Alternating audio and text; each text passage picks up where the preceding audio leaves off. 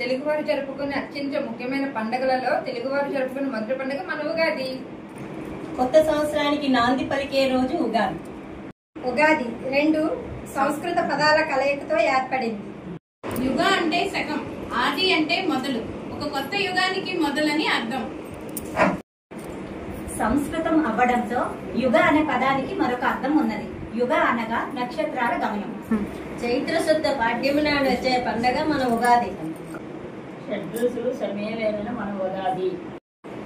నిండు కుండలోని అంతులేని సంతోషాల తీపి. మనిషి కోపతాపాలే కారం, మనలోని పోరాటమే పులుపు.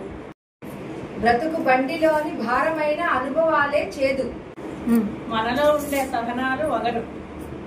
ఉరకలు వేస్తూ సంతోషాలు ఉప్పు. క్రోధినామ సంవత్సరానికి వీడ్కోలు చెప్తారు.